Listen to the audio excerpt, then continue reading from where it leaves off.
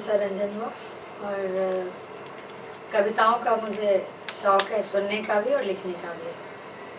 और हमेशा मैं मंचों पे भी जाती रहती हूँ। नरेंद्र मोदी जी के जब पहल में मैंने शुरुआत हुंकार रैली से, पटना के हुंकार रैली में भी मेरा ये परफॉर्मेंस हुआ था, नमो नमो है मंत्र देश का। और उसके बाद मेरी अनगिनत देश में सभी मंचों पर मौका मिला और स्वर्गीय सुषमा स्वराज जी ने मुझे विश्व हिंदी सम्मेलन में भी आमंत्रण दिया था और मैं मॉरिशस में 200 देशों के बीच भी अपनी काव्य पाठ का मुझे मौका मिला।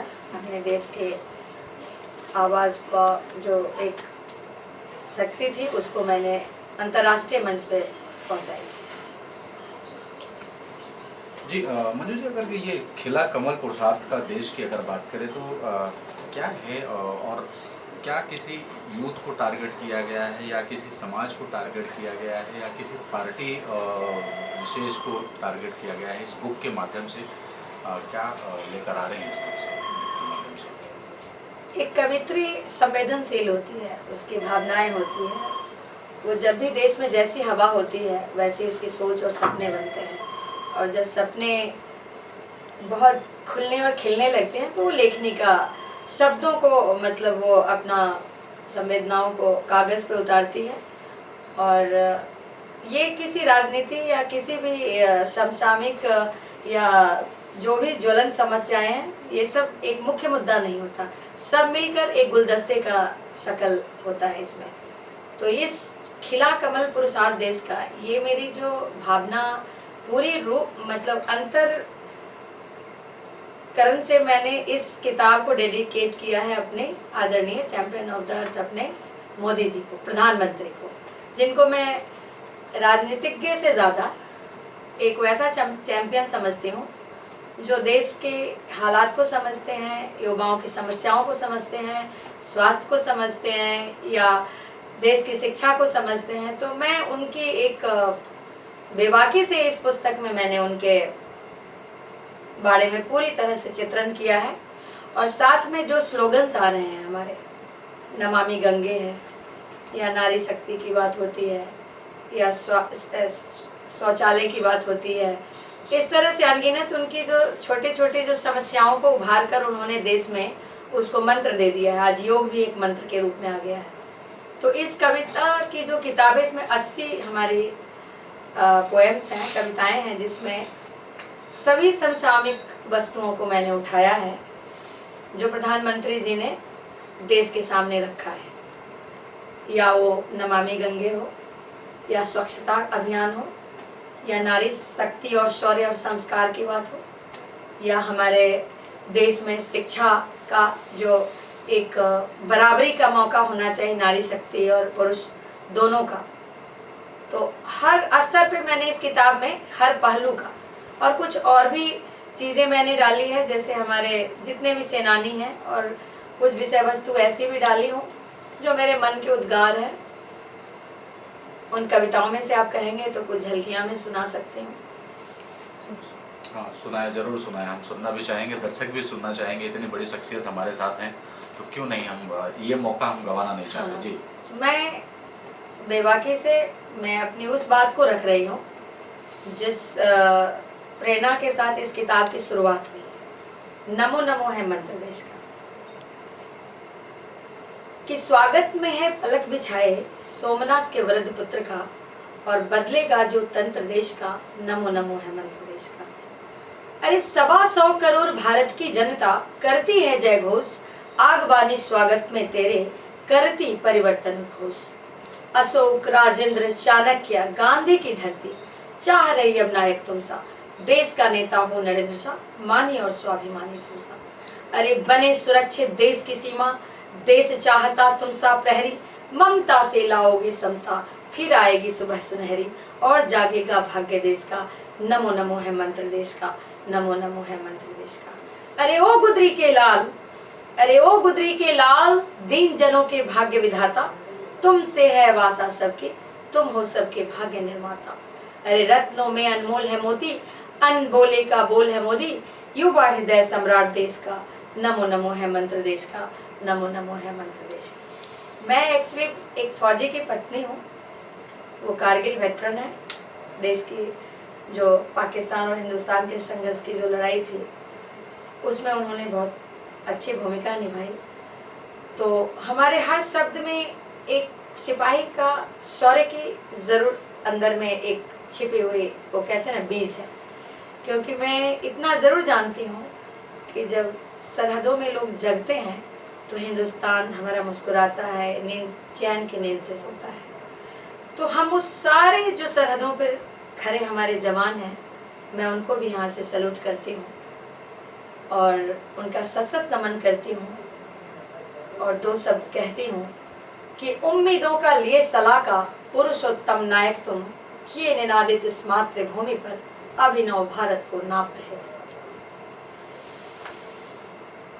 बड़ी ही गहराई वाली बात की आपने। और कवि तो बहुत है इस देश में, लेकिन मुझे लगता है कि आपके कलम से जो निकलती है बातें, दर्द निकलता है, वो आज यहाँ पे आपने बयां किया। साथ ही एक कवित्री होने के नाते बहुत कम लोगों को ऐसा मौका मिलता है कि देश के जो वर्चस्व बड़े बड़े नेता हैं उनके साथ आपकी मुलाकात हुई। वो कुछ पल शेयर करना चाहेंगे? राष्ट्रपति जी हो गए, राजनाथ जी हो गए, ऐसे तमाम सारे लोगों से आपकी मुलाकात हुई है पर्सनल, वो कुछ पल शेयर करना चाहेंगे? सर्वप्रथम तो महामहिम प्रणव दा की बात करूंगी, जो जब मेरी पुस्तक का विमोचन था उस वक्त उन्होंने समय नहीं दे पाए, लेकिन राष्ट्रपति भवन में बाद में उन्होंने पुस्तकार्पण के लिए मुझे आमंत्रित किया और मैं अपने दोनों बच्चों के साथ राष्ट्रपति भवन गई। अब बहुत स्नेही वातावरण में उन्होंने आशीर्वाद दिया और इस पुस्तक को बहुत अच्छा प्रमोशन दिया। तो मैं उनका तहे दिल से शुक्रिया अदा करती हूँ, क्योंकि वो सच में स्टेट्समैन है और बहुमुखी प्रतिभा के व्यक्तित्व और एक लंबी उनको राजनीति का तजुर्बा है। तो ऐसे महान और ऐसे राष्ट्रपति का जब आशीर्वाद मिला तो सच में मन गदगद हुआ और लगा कि हाँ, ईश्वर है, कोई ना कोई है हमारे साथ। हाँ जी, देश खड़ा है आपके साथ। जी, देश खड़ा। इसके साथ साथ ये भी जानना चाहेंगे कि मुंबई में आपका आगमन हुआ है, क्या कुछ विशेष ये था, कार्यक्रम था या कुछ उसके बारे में? मुंबई में आना कैसे हुआ? मुंबई तो सपनों की धरती है, माया नगरी है। माया नगरी है और बस हम यहाँ कुछ सोच कर ज़रूर आए हैं। कुछ लोगों ने मेरी किताबों का भी पुस्तकार्पण करने का मौका मिला है और उन लोगों ने आमंत्रण भी दिया है। अब देखती हूँ कहाँ जा पा रही हूँ। समय भी मेरे पास कम है, लेकिन कल और परसों में अमिताभ बच्चन जी भी आज बुलाए थे, लेकिन पोलैंड जाना पड़ा, तो 24 के बाद फिर बुलाए हैं वो हमें बॉम्बे। और अपने राज्यपाल कोश्यारी जी भी बुलाए हैं। अब देखती हूँ कहाँ किससे मुलाकात हो जाती है, क्योंकि सभी को बहुत ही काम का मुद्दा है, तो इस बारे में मैं और ज़्यादा बाद में बताऊंगी। लेकिन हाँ, सत्यपाल मलिक जी, अपने उत्तर प्रदेश के माननीय मुख्यमंत्री योगी आदित्यनाथ जी, मृदुला सिन्हा जी गोवा के राज्यपाल और रक्षा मंत्री वर्तमान राजनाथ सिंह जी, जो मेरे पिता जैसे हैं, आदर्श हैं हम सबके, क्योंकि उनके आने से ही भारत का ये रंग बदला जब वो अध्यक्षता में थे।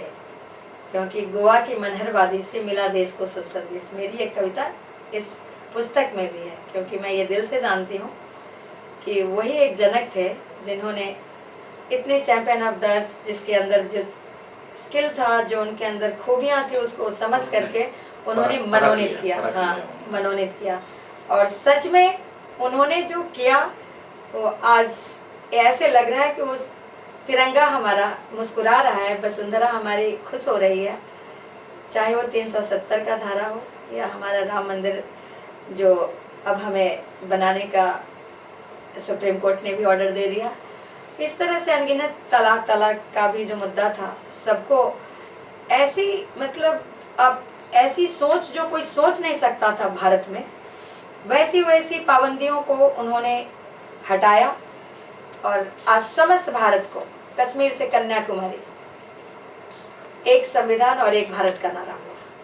तो मैं दोनों ही, राजनाथ जी और अपने आदरणीय प्रधानमंत्री जी दोनों को ही सशक्त नमन करती हूँ और हृदय से चाहती हूँ कि ये सिलसिला चलता रहे।